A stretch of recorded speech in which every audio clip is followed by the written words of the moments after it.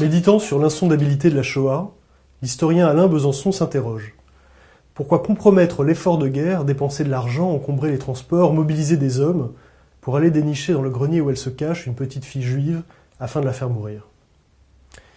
Parce qu'elle se dérobe à toute rationalité, parce qu'elle appartient à une catégorie d'actes qui constitue une exception négative aux lois connues de la nature, l'extermination des Juifs hante depuis 1945 la conscience historique du monde libre.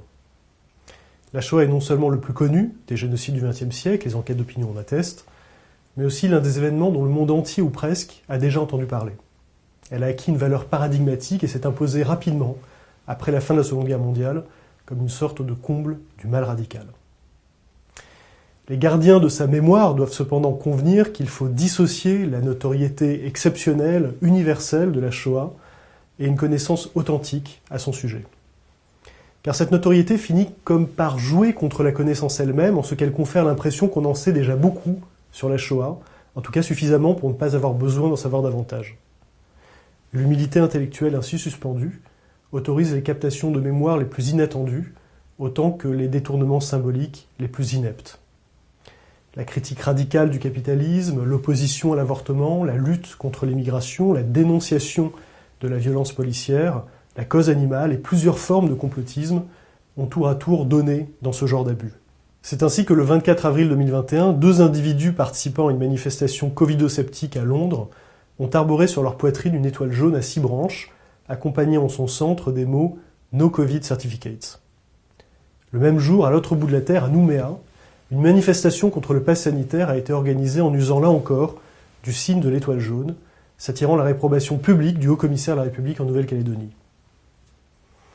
Depuis un an, dans toute l'Europe, le symbole fleurit sur des vêtements, des montages ou des pancartes et vient parfois remplacer une photo de profil sur Twitter ou Facebook. À Prague, Berlin, Munich, Paris, Avignon, se sont multipliées les étoiles de David imitées de celles qu'étaient obligés de porter les Israélites sous l'occupation, avec, en lieu et place du mot juif, la mention non vacciné ou sans vaccin. 1939 ou 2019, juifs ou gilets jaunes, c'est le même combat pour la vie, pouvait-on lire le 3 février 2019 dans un tweet juxtaposant une étoile de David et un gilet jaune.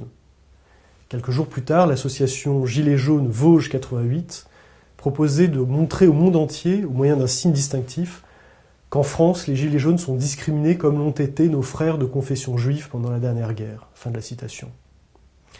Le 10 novembre 2019, à l'occasion de la marche contre l'islamophobie à Paris, l'élu écologiste Esther Benbassa postait sur Twitter une photo d'elle, entourée de 6 personnes, dont une petite fille, arborant chacune une étoile jaune, portant l'inscription « Muslim ».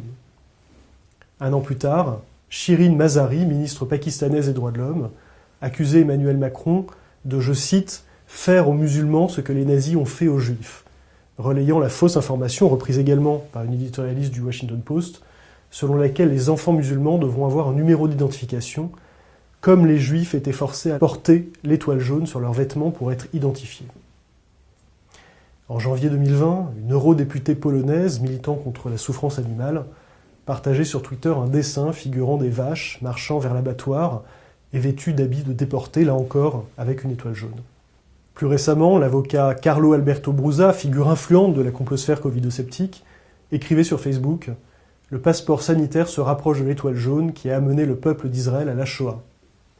La comédienne Véronique Jeunet, quant à elle, surenchérissait dès le lendemain, affirmant ne pas comprendre la différence entre interdit aux juifs et interdit aux non-vaccinés. L'analogie victimaire prospère, on le voit, sur un fantastique analphabétisme historique. Contrairement au négationnisme, son intention n'est pas de réécrire l'histoire du crime, mais d'enrôler sa mémoire au service d'une cause qui lui est étrangère. En se jugeant de la sorte sur les cimes de l'horreur, on cherche à réveiller les consciences. Ce faisant, pourtant, on piétine la mémoire qu'on prétend honorer. Car à convoquer sans discernement la mémoire de la Shoah, on insinue tout simplement qu'elle ne fut pas si terrible. C'est là contribuer à sa banalisation. Or, comme le rappelle l'historienne américaine Deborah Lipstadt, la relativisation des crimes nazis est une composante fondamentale du négationnisme. En versant dans ce négationnisme soft, comme elle l'appelle, on renforce moins la cause qu'on défend, qu'on ne prête en réalité main forte aux négationnistes.